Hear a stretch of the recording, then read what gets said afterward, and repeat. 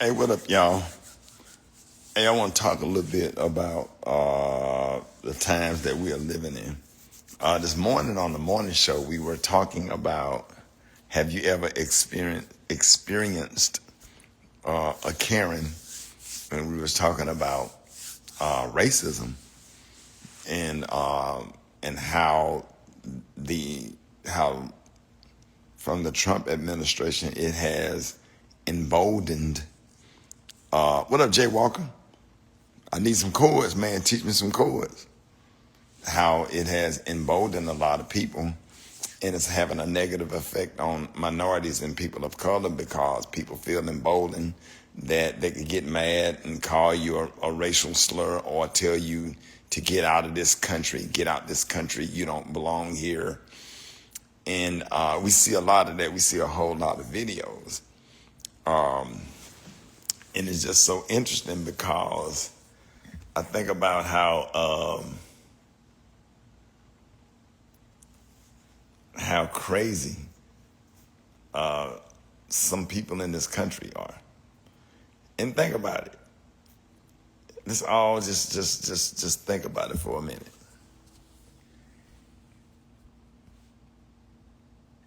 If you voted for Donald Trump, you sided with the Ku Klux Klan because the Ku Klux Klan, skinheads, white nationalists, they all voted for Donald Trump. The January the 6th insurrectionists. And I just the white Christian nationalists, Bible toting, go to church every Sunday, love God, but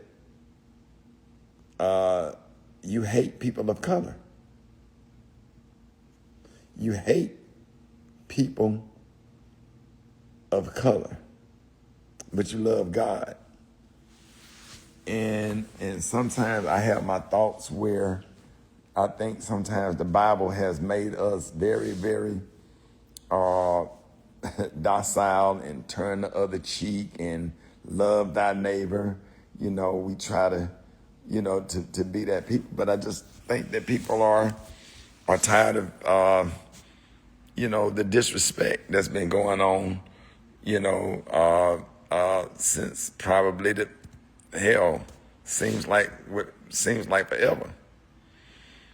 And it's almost like you're dealing with Christians that believe that I can see Jesus Christ on the cross wrapped up in the American flag with Donald Trump's signature on it. And mind you, Donald Trump been in the White House and you ain't seen no pictures or videos of him going to church. I think he went during the inauguration, the day of the inauguration or whatever, and nobody's seen him going to church. You know what I mean? And it's just crazy. And so when you drive into church on Sunday and you look at all of these mega church parking lots. No, he don't, Sherry. He don't go to church at all. And you look at these mega church parking lots packed with people. Man, I would say 95% of those white pastors, they preach against every sin except for segregation. Every sin except for racism. Every sin except for love thy neighbor and which includes people of color as well. Thy neighbor don't just mean white people, but they're not teaching it. They'll preach against abortion, they'll preach against gay marriage, they'll preach against everything except white supremacy and racism. And I've been a member of the NAACP since I joined the church. Back then, when you joined the church, you had to join the NAACP and the SCLC. And a member, and I want to tell everybody, every person of color need to have a full membership of the NAACP and the National Urban League. Institutions that's put in place to help protect your civil liberties and your civil rights.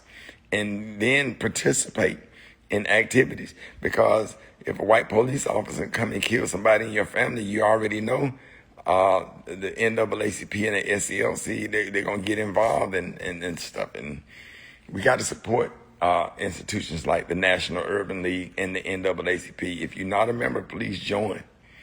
And I'm just, you can just Google the NAACP. Darrell Johnson is the president of the NAACP. He lives in, if I'm not mistaken, Jackson, Mississippi. And I'm just telling you, man, it's not Donald Trump. That's not the problem. The problem is the people that voted for Donald Trump that think like him. Donald Trump is living all around us, next door, down the street, up the hill. They in Walmart, they in Publix. You know him when you see him because you can feel it. When you go to the grocery store, when you go in Target and you in the aisle and they got that grim face and they don't make no eye contact, they don't acknowledge, they think that you're supposed to step to the side so they can walk by. They think that you're supposed to open the door for them. Or if you do open the door for them, they don't say thank you. They feel like you don't belong here. Let's talk about ICE for a minute. If they do that to Latinos who actually voted for them, Latino community, they voted for Trump. The Somalian community, they voted for Trump. And now they're harassing and chasing down Somalians that was born in this country. Who do you think is next? Who do you think is next?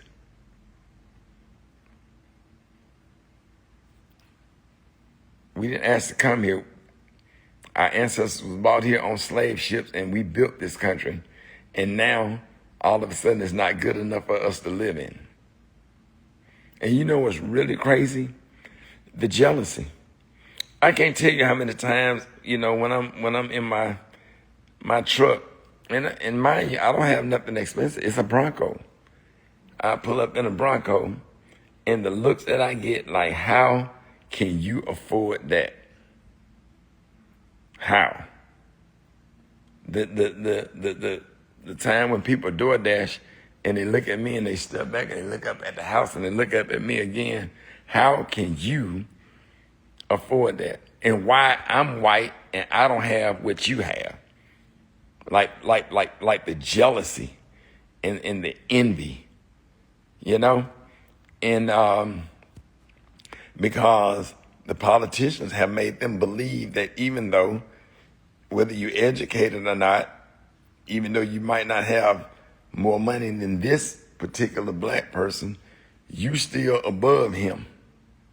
Now, mind you, black folks then sweated it out and went to Alabama A&M and Tuskegee and Morehouse and Hampton University and Spelman College and Howard University and Grambling and Tennessee State,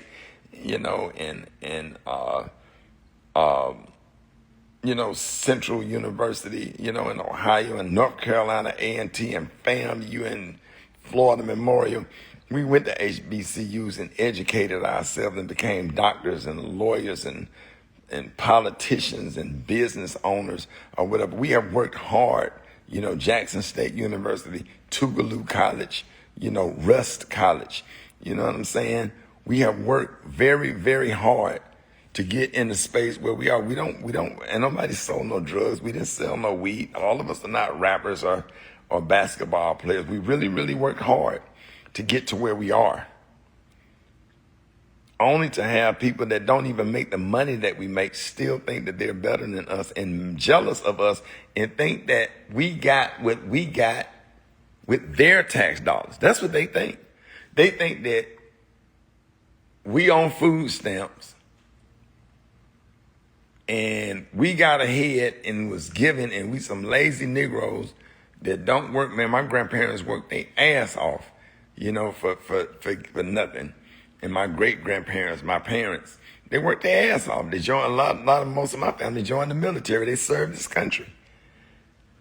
And only to be a descendant of that and to get treated in such a way by people walking around in the grocery store, Walmart, or wherever you are. gas station or whatever. And, now he's taking Dr. Martin Luther King's birthday, and doing what they do. None of this stuff shocked me. I'm not surprised by any of it. You know what I'm saying? And I'm telling you, if you look around, just pay close attention. Pull up in your nice car where you done worked out a job. You're a nurse, you're a doctor, you're a nurse practitioner, a hairdresser, and you pulling up somewhere and look at the looks. How did you get that? How did you get that car? And I hear the conversation in first class all the time. What do you do? Why are you sitting in first class? You got on a Nike jogging suit. You must be a basketball player or something. Like you can't do nothing but bounce a ball and throw a football. Like you ain't educated enough or have enough money to fly first class. And just the curiosity as to how did you get to sit up here with us? And to have flight attendants come and ask me, hey, let me see your ticket. I just want to make sure you're in the right seat. You sure can. As soon as you check all the white people tickets sitting up here, then you can come back and check mine. And I think you're a racist. Because why did you single me out? You didn't ask nobody else to see their ticket. Go look on your sheet. Everybody's name on there in a nice, calm voice. And sent her into a tailspin of tears up there crying because I embarrassed her because you embarrassed me. Now you the victim. Ain't that interesting? We live in a time where you start something and then when you get responded to the right way and all of a sudden you're the victim when you started it. Times we live in. Make sure y'all get out and vote. Make sure y'all join the NAACP and the SCLC. Make sure that you are prepared to protect yourself because you just don't know what's going to happen in these days and time and who's going to bother you. If you run into a Karen or a Ken, take your phone out. Make sure if you got Meta glasses, always wear your Meta glasses. Most of y'all got Meta glasses. And tell the Meta glasses to record and take your phone and call the police because there's a lot of crazies out here. You make sure that you have your Meta glasses on and your every interaction with somebody, if you feel like they harassing you or stalking you, instead of holding the phone up, take that phone and call the police. Record with your glasses. Record with your glasses. We got Jasmine Crockett getting ready to run for the Senate. And we got to get behind her. We got Pastor Haynes getting ready to run for Jasmine Crockett's seat in Dallas. And you got a lot of people running coming up in these midterm elections. Your vote do count or whatever. But even if you feel like your vote don't count, we have to win in such an overwhelmingly way that they cannot steal the election from us. And we got to get out and vote. We got to get out and vote. All right, that's all I wanted to say. We had a touchy topic this morning. And share this video. Thank y'all for watching. God bless y'all. Peace.